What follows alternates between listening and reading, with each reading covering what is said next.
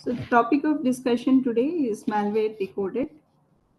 We'll study about the impact of malwares and the way malwares are propagating and affecting different computers, and how do we prevent them.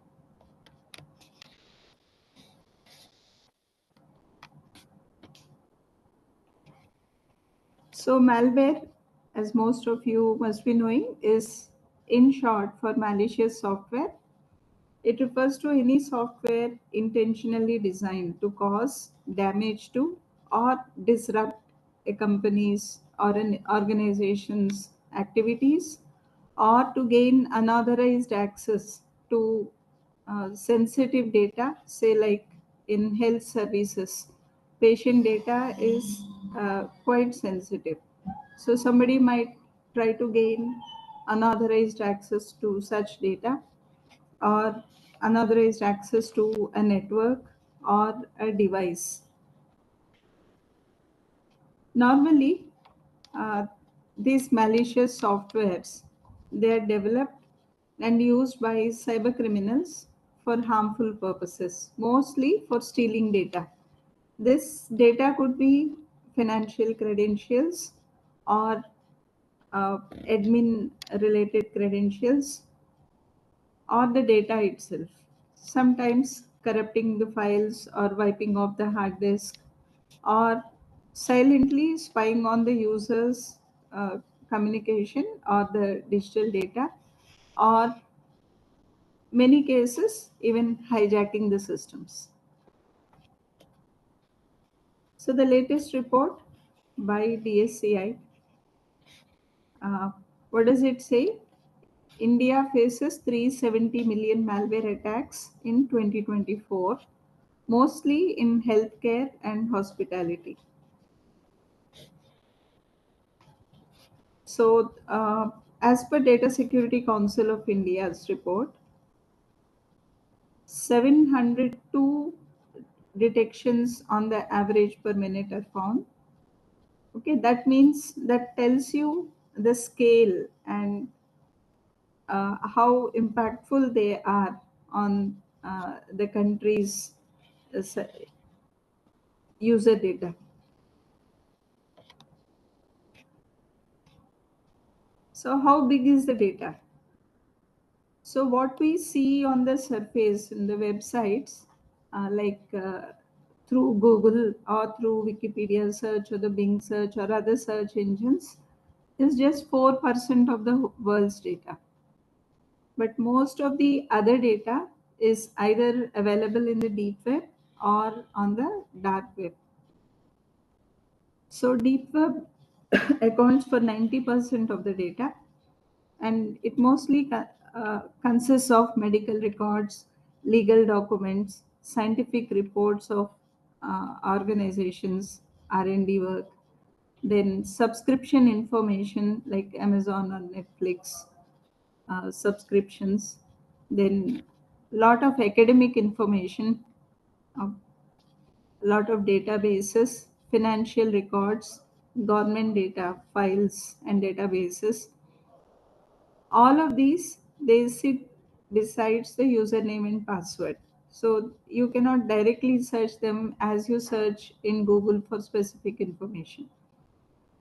So once somebody gains access uh, to the credentials, they can have the data which is there in these medical records or scientific reports, they can be accessed. And this is where malicious software programs are designed for.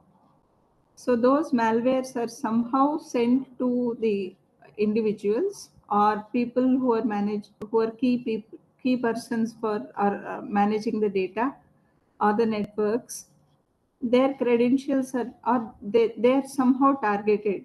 They're sent some emails or some links, and if they click on those links, the next immediate impact is like some software might get downloaded into the machine, and then that software will execute as per the logic written by the cyber criminal. Similarly, we also have some amount of data in the dark web, and that data is accessible only through specific tools or browsers like Tor. And mostly this bottom information is all about private communications or illegal information. Now, what are the different types of malwares? So how are these malicious softwares sent to the systems? So let us first go through a broad category or the classifications that people normally classify any software program which is malicious. So that malware could be part of virus and worms category, or it could be in Trojan horse category, or ransomware category, spyware, rootkit, botnets. There are many more classes, but these are the ones which are very popular. The nature of that software program tells you what type of malware it is. A virus, it's a simple program that replicates and spreads to other files or systems, mostly corrupting the data. So these normally spread through pen drives or copying of files from one system to another system. There are many types of viruses again. So virus is one type of malware, and viruses can be many types of viruses.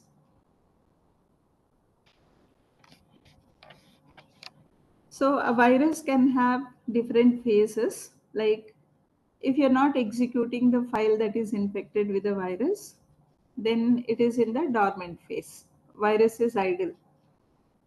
So if the virus has to go active, what should be done is, like, either somebody has to execute that file which is infected with the virus, some event has to occur, double click of the mouse or enter key of a keyboard on that particular file, or certain viruses, they automatically start executing, they get active on a particular date, say like Friday the 13th. So any Friday, any Friday, and that comes along with 13th date, then it may go active. Okay, so then we also have a propagation phase. So what is done by the virus? It creates an identical copy of itself into other programs which are there on the disk. And each infected program will now contain a clone of the virus, a copy of that virus. So that means the virus is spreading from one file to another file. This is called as propagation. And triggering is when the virus is activated to perform that function for which it was intended. So it could impact, whatever activity, whatever program logic it was written for, that will be executed. That is called as triggering. And then execution. So the function is now performed, um, like deleting a user file or corrupting a user file or flashing a message on the screen. Okay. Then another type of malware is worm. So viruses, worms, they are most early stages of malwares. They existed even before the internet was there. They spread through, uh, you know, floppy disks, and it was at this stage. So worms, they are self-replicating programs that spread across networks without human intervention. So in virus, we have seen a double click on the file, or some activity was required. Here, worm doesn't require a human intervention. So there are many. So it was in the 90s that people used to encounter viruses, and later on, worms started spreading.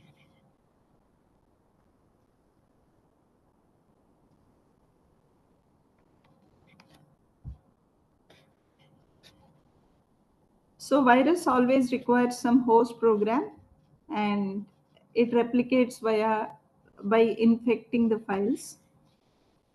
Okay, only when you execute it, it gets activated.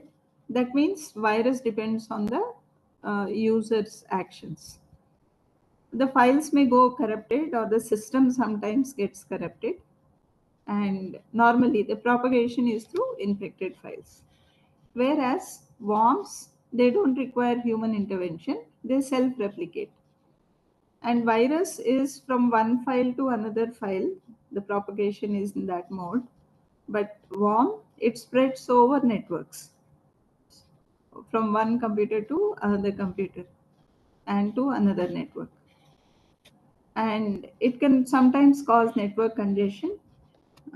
Normally, it has a malicious payload and it spreads independently. It doesn't depend on a host program.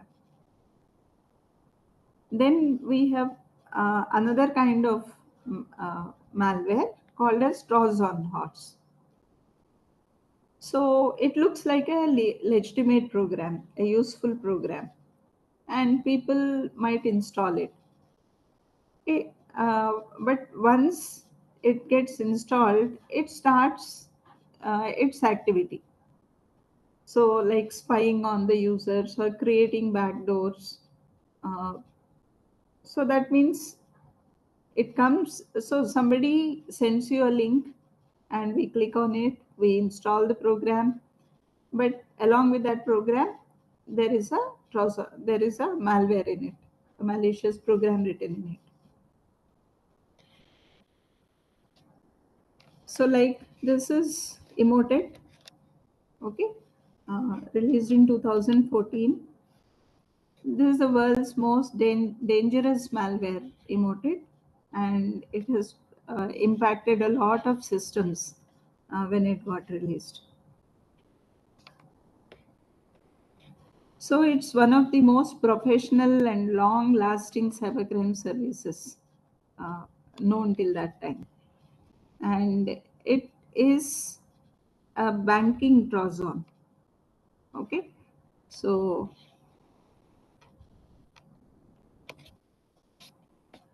again, there are many other types of Trojan horses like rats, remote access Trojans, keyloggers, downloader Trojans, banking Trojans. Emotet is a banking Trojan. Then DDoS Trojans, ransomwares, fake antivirus Trojans. There are different types of Trojan horses depending on for which uh, that program was written, for which logic the program was written. So, what are the key characteristics of a Trojan? It looks like a legitimate software, no self replication. It gets installed on the machine in which uh, so it was sent to, and the user has willingly downloaded it.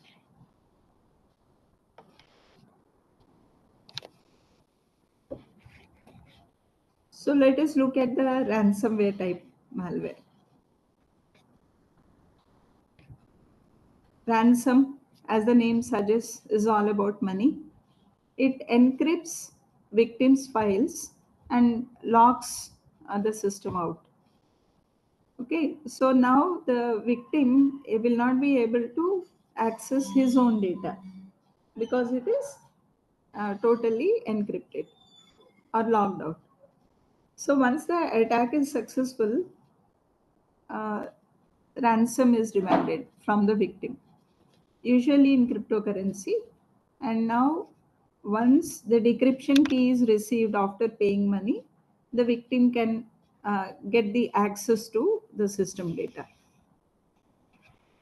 Ransomware attacks, a lot of impact is seen.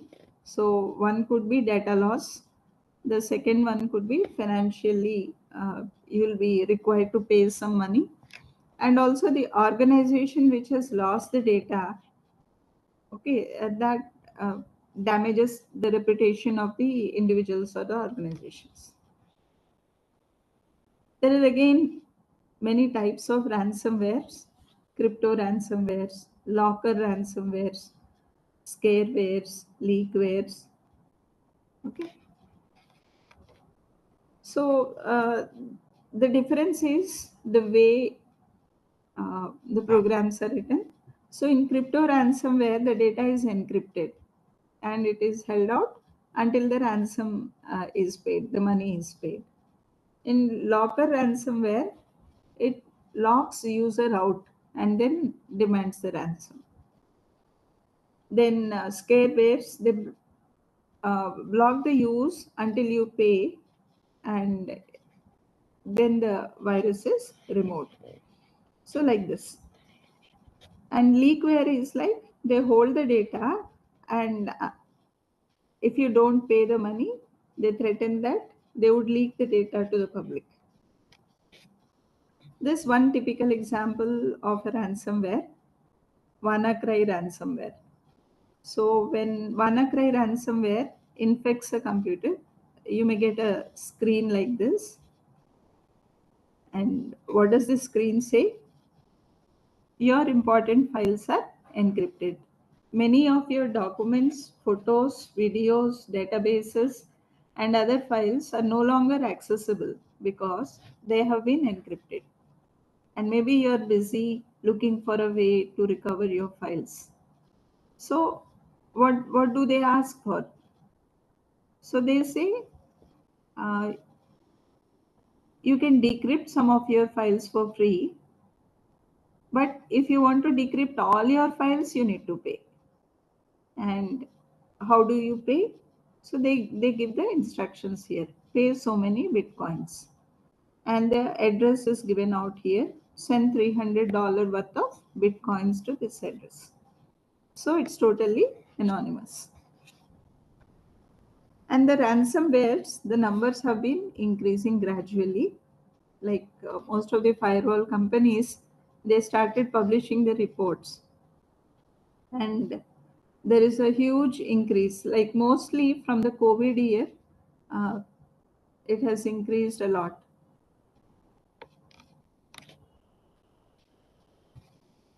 So, what are the stages? Initially, a phishing mail is sent. So the user receives that mail and clicks on that link. Now the malware unpacks and starts getting executed. So once it starts getting executed, what does it do? It creates a channel directly to the cyber criminal or the sender of that mail. Now we'll call him an attacker. So attacker gains control of the public key required to encrypt the files.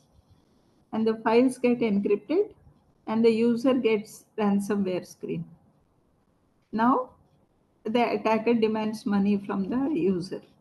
And when money is paid, the private key is now sent. Now once the private key is sent, the license key is sent, the files can be decrypted.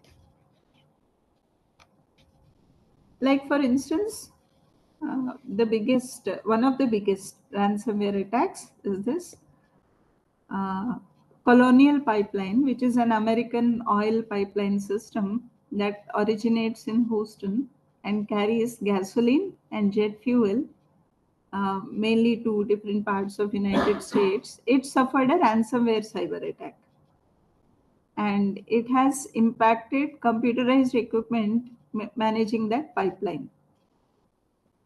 So um, oil, it's so important, and this company had to halt all its operations to seal or contain the attack. And with the assistance of the government, FBI, they paid the requested ransom of 75 bitcoins, which then in 2021 is equivalent to $4.4 million within just several hours of the attack. And then the hackers sent the software application to restore their network. And it is seen that 2 3 days before the attack, the same group has stolen 100 gigabytes of data from the company's servers. And later, the malware attack happened. So that means they have stolen the data and then took control over the computer operations of this oil company.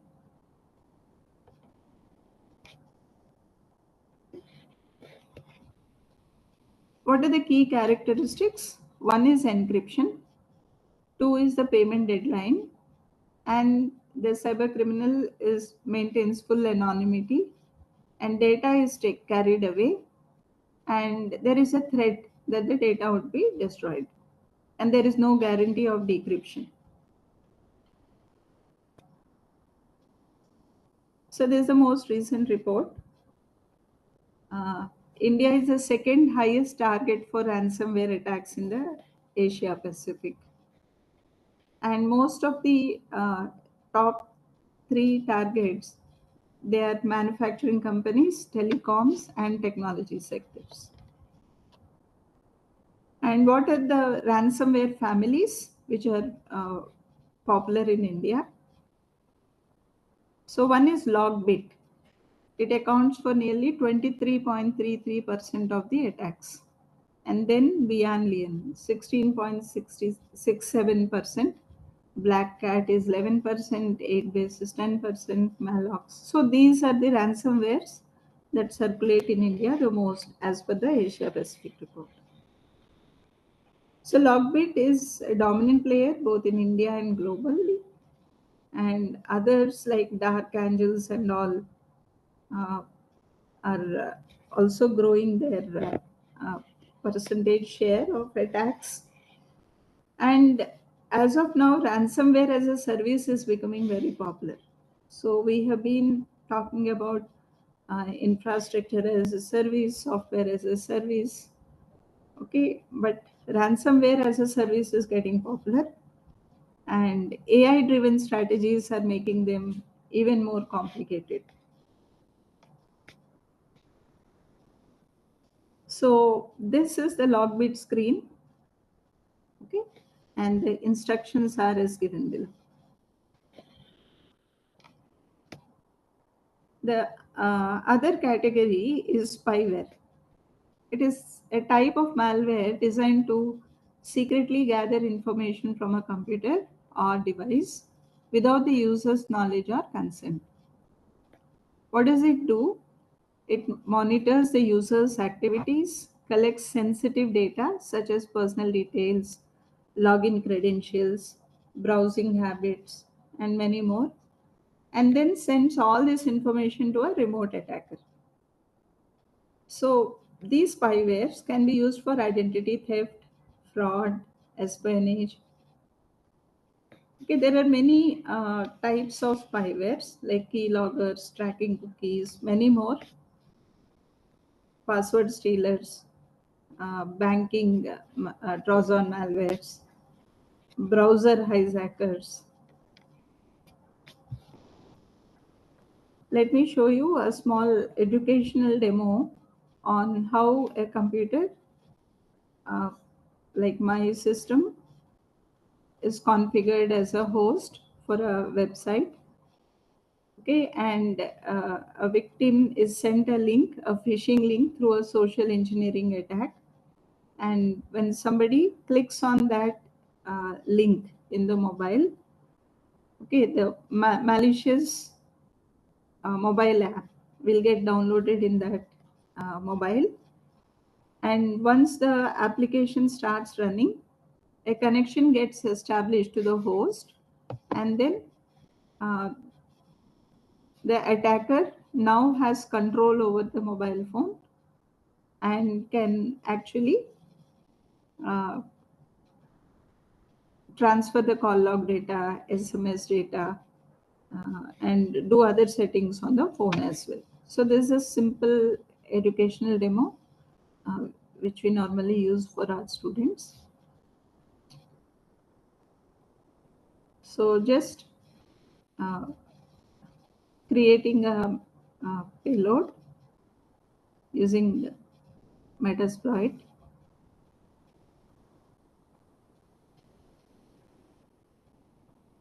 So you can see.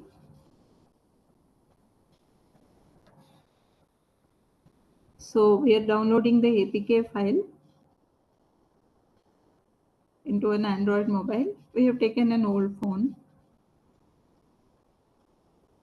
okay, and we started running it and established a connection to the server from which the application is downloaded.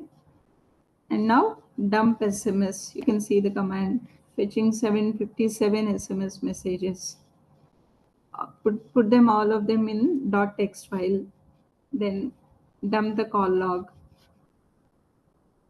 Saved all the call log into .text file. Set the audio mode to ringing to vibration. Okay, and now the attacker system, his server now has all the files transferred from the mobile. When you click on the text file, you can see all the SMSs or call logs. So now you know it's there are many tools. So we have used a bit old tools for educational purposes, and all of this was done in a restricted, land.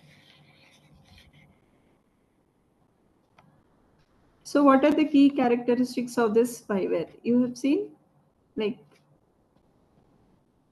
stealthy operations, unauthorized data collection. You have seen SMS and call log data collection. The same can be done for calls, real time transferring of the data. Then system and network monitoring, ad related behaviors, communication with remote servers of the attackers.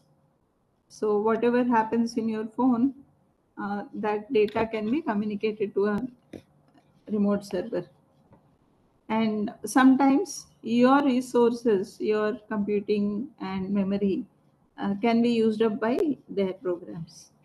So mostly it is about intrusion of your privacy. Other types of malwares are rootkits. So it provides privileged access to a system and hides in the operating system itself. So what is the advantage? It gives a backdoor, means a channel to communicate with the attacker. So normally these rootkits are associated with APTs. APTs are advanced persistent threats. And they can give the attacker complete control over the computer, victim's computer. So yeah, there are many examples like Stuxnet. So we have been listening to a lot of media reports about power grids are down and all that. Stuxnet is behind a few such attacks. Flame rootkit. These are popular rootkits. Again, rootkits, there are many types. Hardware or firmware rootkit, bootloader, memory rootkit, application, kernel mode, and virtual rootkits.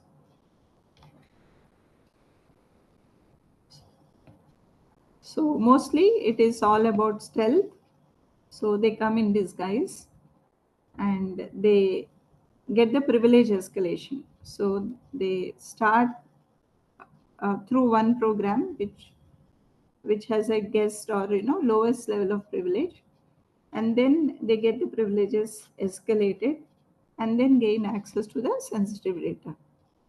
And one important thing to note is they are persistent, means they don't terminate after the job is done. So they they stay in the servers or the systems for longer times, maybe years together, and they may show up their execution later on. They may get downloaded now, they may get installed, but they may get activated after some point of time. They may also manipulate a system's functionality. Yet another very risky type of malwares are botnets. So it is a network of infected computers or devices. So these infected computers are called as bots or zombies. What is a zombie? So we call somebody a zombie when he doesn't apply his brains, but he does whatever is told by somebody. So this computer or device acts like a zombie and is totally under the control of the attacker. So that attacker is called as the bot master. Now the bot master uses the botnet for various malicious activities ranging from cyber attacks like DDoS attacks to spam campaigns, data theft, cryptocurrency mining, and they also control large number of devices remotely. The most very impactful and very popular botnet is Mirai botnet.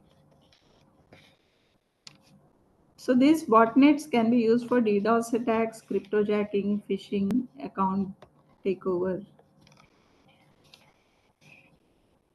So how do the botnets work? So I've taken these images from Valorum. So you can see here, first the machine is infected, okay, and then a connection is established through command and control server. So what is this C2? It is the attacker server. So first, by clicking on a link or by some means, the program gets installed on a machine, and that machine is a bot or a zombie. And then that program creates a channel for communication with C2 server. Okay. So now like this, you'll have several machines networked, and they are aimed at uh, DDoS attacks or some attacks like that.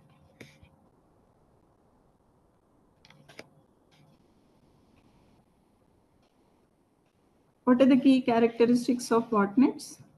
Distributed control. So the malicious programs, they get installed in several machines, and stealth. So we it is difficult to identify them, and they are persistent. So they may get installed and be silent for 6 months, and all these bots may suddenly start uh, action after a point of time. They're versatile, they're adaptable, they have a global reach, and similarly, monetization of botnets is also getting popular. There are many such malwares affecting organizations, enterprises. So, what is done in malware analysis? So, in malware analysis, people take that malicious software and then try to understand its core components, what it does. So, they examine the source code, they investigate the functions, the logic, and try to understand for what kind of an attack this is written. And then the origin, like which is the group which has designed and implemented this malicious software. And then impact to mitigate the threat and prevent the future occurrences. So what are the objectives? They break down the malware, investigate its characteristics, find out the functionality, find out the origin, and then try to predict the impact. How do they spread? One is by downloading, visiting a website, clicking on certain softwares to download, or phishing attacks. You get a mail, you get a message, a link is provided, or a photograph or a document file which is infected is provided. Or you're downloading some pirated versions of softwares which are vulnerable, okay, which already have some bugs. So those bugs can be exploited by these malwares.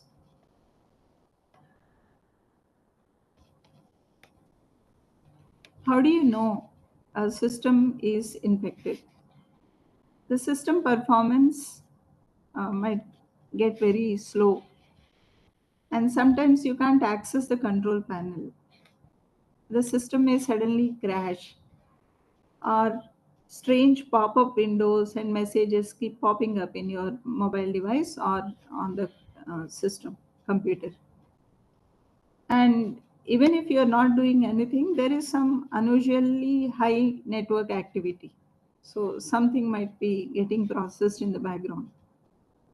So that could be like some data is getting transferred, or your processors and memory are being used for some computing without your knowledge. And your antivirus is randomly getting disabled. Okay, certain programs might be, files might be missing, or you may find some corrupted programs. And without any permission, some programs might be connected to the internet, and they might be transmitting the packets or receiving the packets. There are many types of malware analysis, like static, dynamic, manual, automated.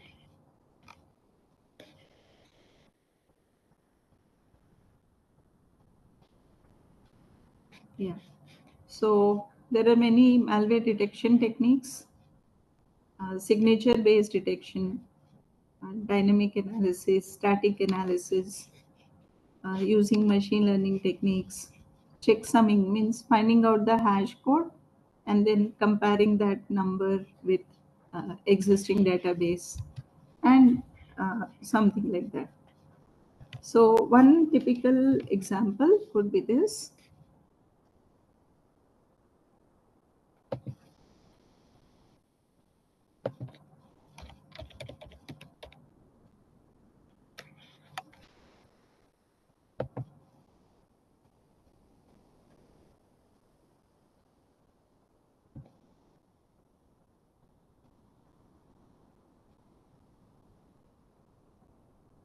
Hope you can see this, sir.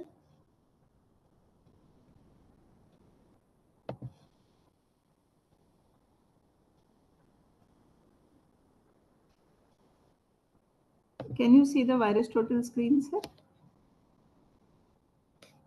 Anyone?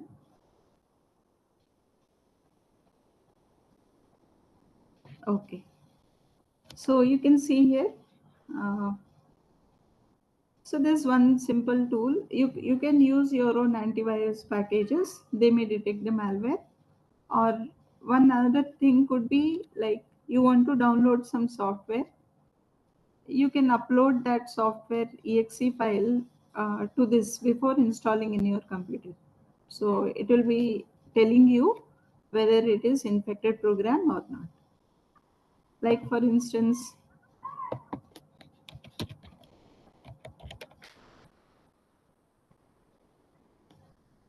I'm taking the checksum for this, hash code for this.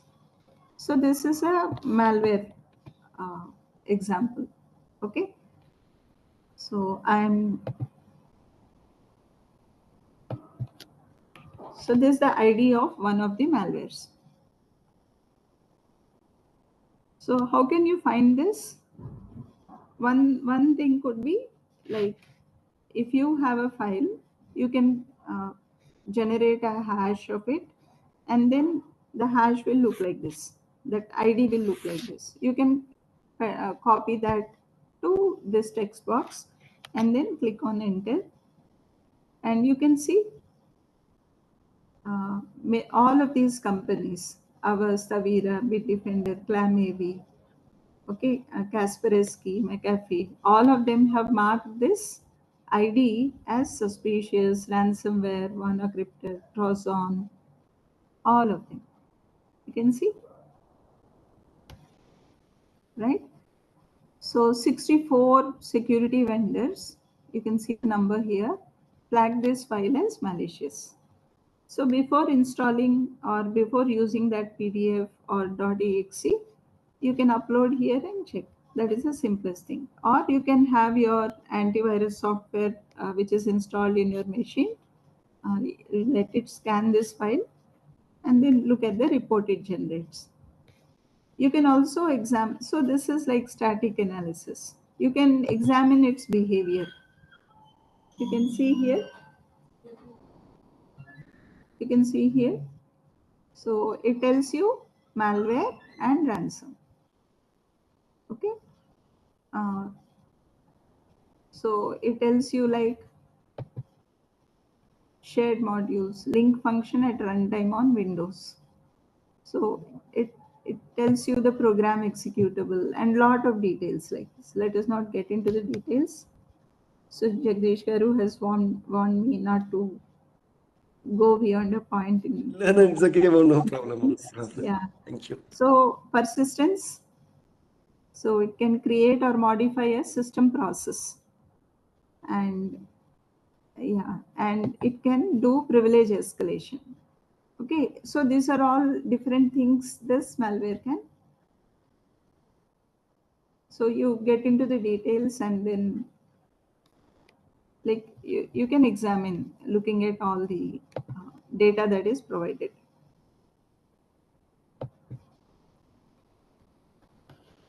So these are the IOCs, indicators of compromise, and the details. So these are all the different IDs of the particular malware. So like we have the employee ID, Aadhaar ID, PAN card, different numbers for the same person, right? So same malware, that hash code is different in using MD5 algorithm, using SHA-1 algorithm. So these are all different programs which have generated different IDs for the same malware. And it is a Windows executable. So that means it impacts Windows operating systems. So you have many more details here. So it what it does, what functions, what resources it uses. Yeah. And you can see many more details. So people do the analysis. You have many other methods too. I'm just showing you the ones that is publicly available. And similarly, the other way is you want to visit a website, you're suspicious about it, you can type that. So I'm typing google.com.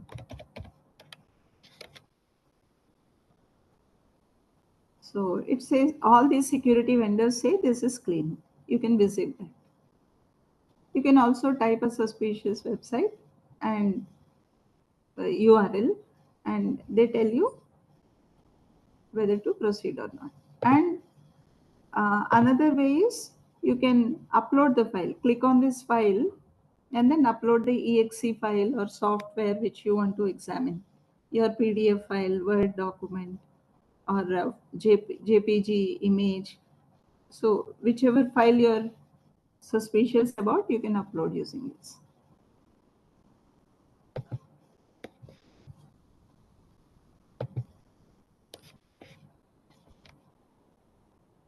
There are many tools, P Studio, Process Hacker, okay, and lot of these.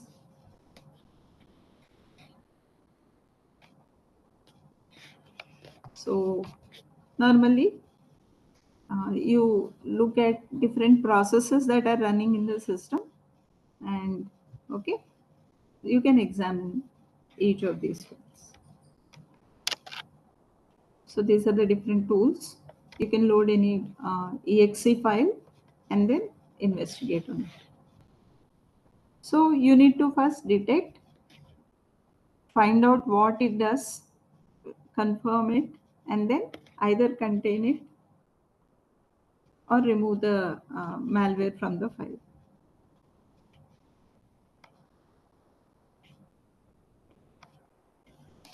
You can also make use of malware bytes.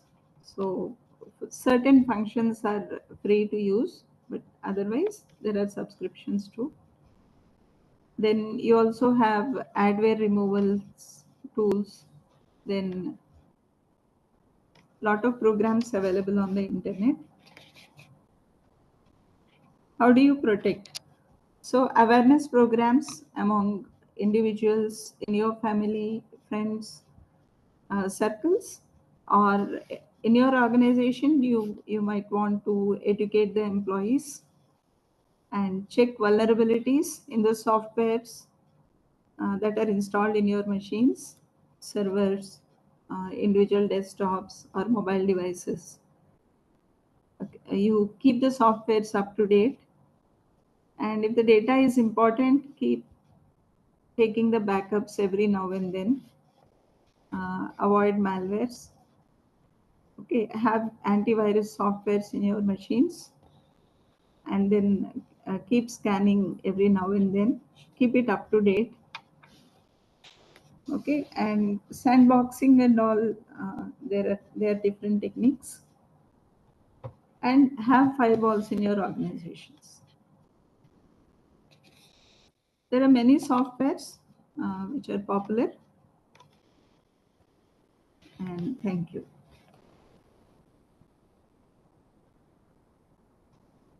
Thank you so much, ma'am, for your wonderful and enlightening session. Sir, ma'am, and participants, if you have any questions, kindly keep it in the chat area so that we will try to ask few questions, madam, before we conclude the session, right? So you can keep your questions in the chat area so that we will ask actually, okay?